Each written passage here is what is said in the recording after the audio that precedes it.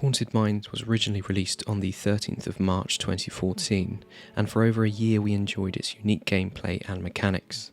However, the map was removed from rotation suddenly on November the 17th, 2015, as there were a couple of balancing issues that had yet to be resolved. For example, the Bone Golem would resurrect at its location of death, causing only one predetermined lane to be pushed. Similarly, you were able to take a fort prior to the mine's opening, allowing the Golem to instantly push on the keep. Fortunately, this was only a small reprieve and the map returned to rotation on December 14th, 2016, and that we thought was the end of it. But then, once again on October the 16th, 2018, Haunted Mines was once again removed from the game, this time indefinitely. Yes, I understand you can play Haunted Mines in custom games, but it has not yet featured on the main rotation since. According to Alex Neyman, the developers couldn't find a way to get it to the same level of fun that other Battlegrounds could provide. In other words, it was incredibly unbalanced and could snowball in one team's favour. Clever teams could also avoid the map objective entirely, opting to recruit mercenaries and push faster than a full health Golem. If it was so unbalanced, why has anyone bothered it's gone? Well, let's look at the map in a little bit more detail to help answer that question. At first glance, the map is rather unassuming, with two lanes similar to Hanamura Temple or Battlefield of Eternity. The map features 4 camps, 2 mercenary and 2 siege. Though the truly unique thing about this map is the 4 entrances that lead to a separate mine portion of the map. This is where the map objective is located. The aim here is to collect skulls, either by killing the 36 skeletal miners located at 8 locations or the grave golem in the centre of the mines. The miners offer a total of 72 skulls while the boss drops 28. Once all skulls are collected, each team will spawn a bone golem on the surface of the map whose health and damage scale based on the number of skulls collected. Each objective phase will now alternate the position of this bone golem, ensuring both lanes are pushed.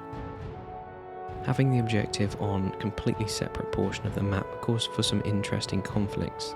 Should I push the lane uncontested and sacrifice bone golem health, or choose to team fight in the mines?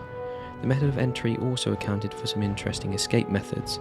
Once being pursued, you could exit the mine, instantly re-enter and watch your opponent squirm as they lose sight of you. One of the main issues with this map was that players felt the golem wasn't strong enough to warrant sacrificing lane time to fight for. So let's dive into the mechanics in greater detail. As I mentioned, its stats scale based on the number of skulls each respective team has collected, specifically health and damage both being effective in a linear fashion. As with anything, it is further enhanced by the time in game, but this scaling is set once 60 goals have been collected. This is to prevent a rather niche scenario where a team has the upper hand on skulls and knowingly holds fire on the remaining skulls to get a golem with a greater stat, punishing those 3000 IQ plays. Skulls do have somewhat diminishing returns. By this I mean the first 50 skulls offer a similar amount of value, but after this they provide much less. A team could therefore send a couple of assassins to clear out some easily accessible skeletons to get a quick boost before returning back to lane. Once 25 minutes have passed, the golem's attributes are no longer impacted by time in game, though from experience games didn't tend to last this long. In conclusion, despite the balancing issues, I thoroughly enjoyed this map thanks mainly to its unique mechanics and gameplay. Having to decide whether to push a lane or fight over skulls offered an interesting choice, though could sometimes fracture the team's opinion. I believe this map has a place in quick match since there is nothing at stake, but I agree with the devs that in its current state, it doesn't offer a fair playing field for competitive match. I'd like to know your thoughts. Do you miss Haunted Mines and would like to see it return to rotation, or are you glad it's no longer available?